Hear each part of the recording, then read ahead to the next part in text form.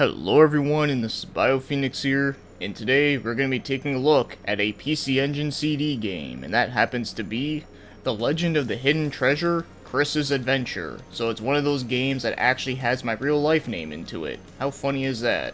So it was published by Pack-In Video, and it was developed by Arc System Works, believe it or not. And it was released in 1991, and it is Japan only, and yes, it's an action platformer.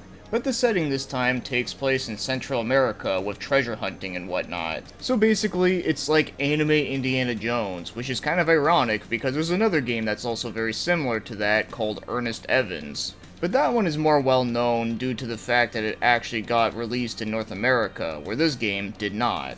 So let's go over the story quickly. So there was a scientist named Arnold Steiner? Yeah, please don't make me redo that again.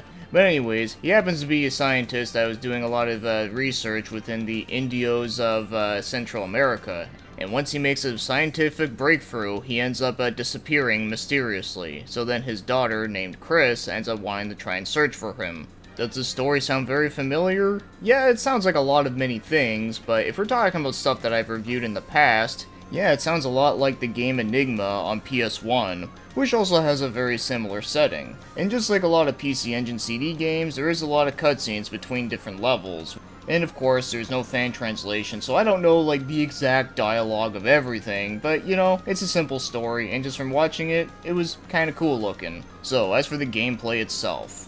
So you play as Chris, and you go from one end of the screen to the next end within a time limit. And I have to say, the way how they made the time limit look in this game is kind of interesting, where it looks like you just see like the sun and the moon going by. Kind of reminds me of Majora's Mask.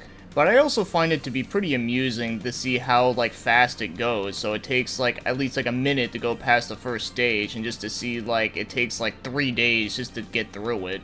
So the only weapon you have in this game is your puny toothpick knife. And come to think of it, it seems to be a running theme with PC Engine games having toothpick knives, or like having like really short range knives or something. I don't know, it just seems to be a weird thing that I'm noticing. But anyways, the one good thing about this toothpick knife is that it can actually be upgraded by picking up different colored balls.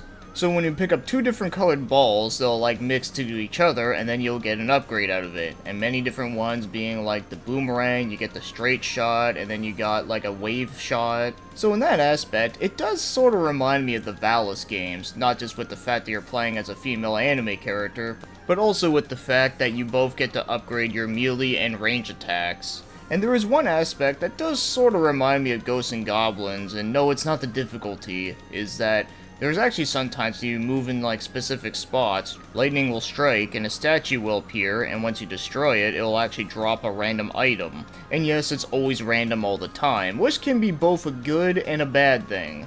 So it could be good for that, let's say if you get an upgrade that you don't like and ends up giving you something that you want to exchange with, that could be good, but it could also be bad because there are some times where you might need some extra health because you got hit too many times, and then when you hit it, it doesn't give you jack shit. So there are times where I feel like it is a little bit luck-based in the sense that there are times where like you really wish you had more health, but then they don't give you anything, and then there are times where you don't need health, and then they give you like a whole bunch of hearts. So that is one reason why I do find this game can be a little bit on the more difficult side, but still not as hard as Ghosts and Goblins though.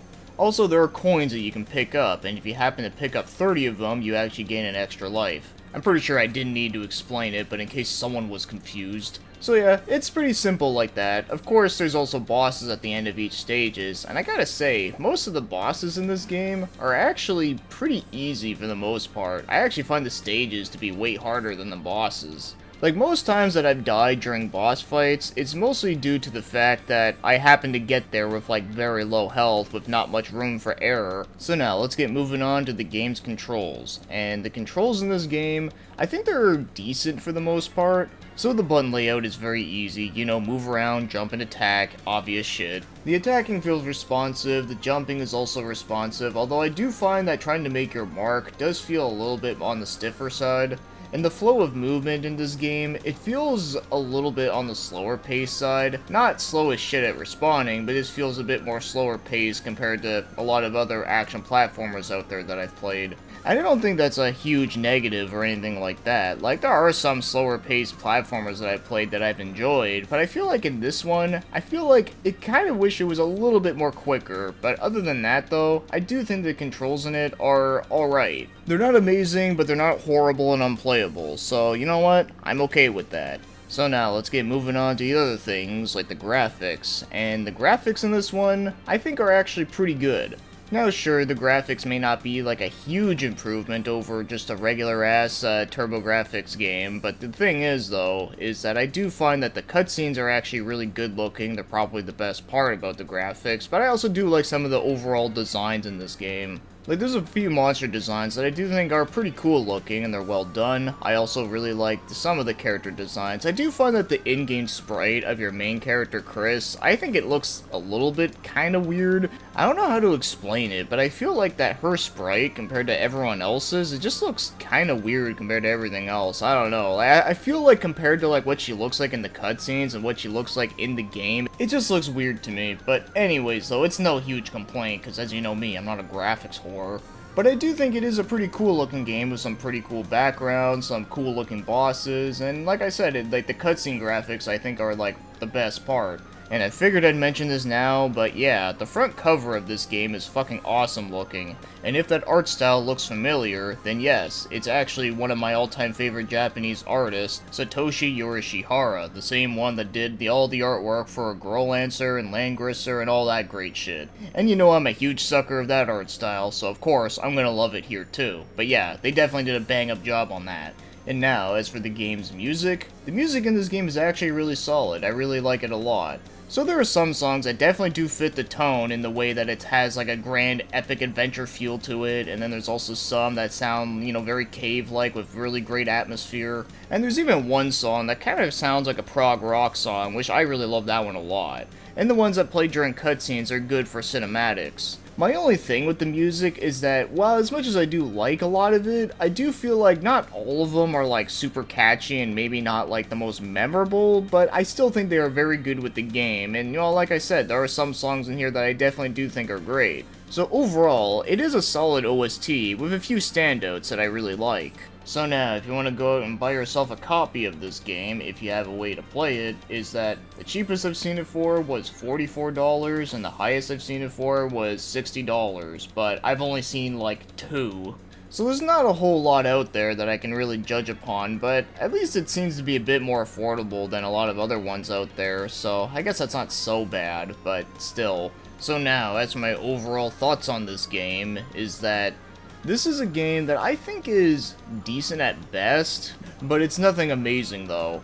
But it's also not god-awful either. So here's the thing about this game, is that, yes, the game is a bit more slower paced when it comes to like, you know, like the movement and whatnot, which I think is okay. But I think the problem is that I do find that some of the levels in this game can be very, very frustrating for that. Not only are some of them like, you have to like inch your way like very carefully, so there's a lot of memorization you gotta know with this game. So there will be a lot of times where they'll just throw a bunch of shit at you without you having to like have any time to prepare for it. Also, this game does not have any checkpoints, but the thing is though, the levels are really short, so it doesn't take you much time to get back to where you were, but it's still one of those things that I feel like it can get really fatiguing, especially if you keep dying over and over again, and trust me, that has happened to me a lot. And like I mentioned earlier, that like all like the item drops in this game are pure random, so there's no way that you can actually like exploit like any of the enemies dropping down like the shit that you need. So there are gonna be some times where you might die because they just didn't like give you like the shit that you want.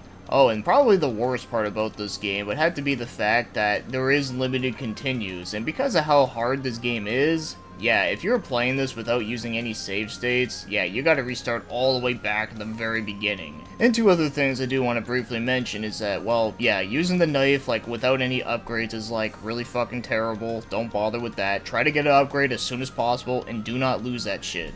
And there is one enemy in this game that really pisses me the fuck off. So I'm talking about these thieves that will just like come out of nowhere and just like steal one of your items as soon as they touch you, and when they do steal an item from you, that means you will lose your upgrade. But the worst thing about these guys is that you can't even kill them. So it just makes me want to kill them even more than I already want to. And trust me, I really fucking want to.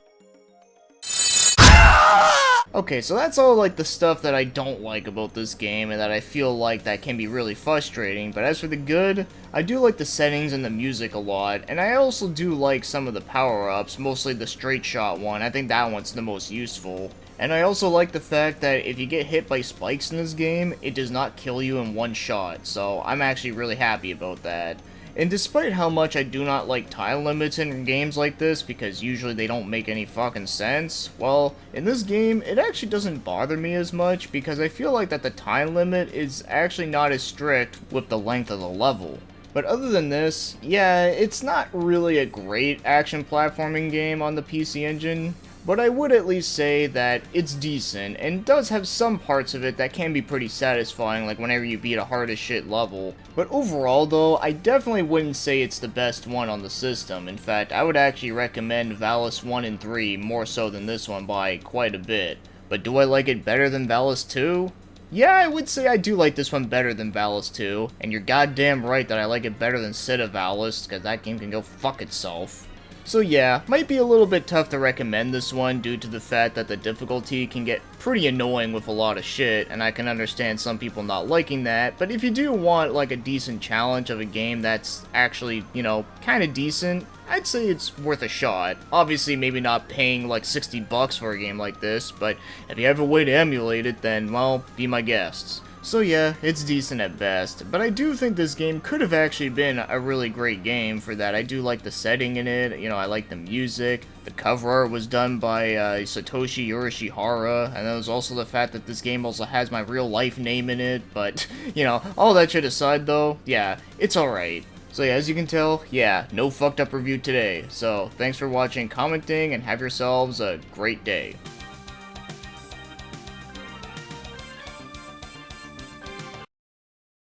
Brother.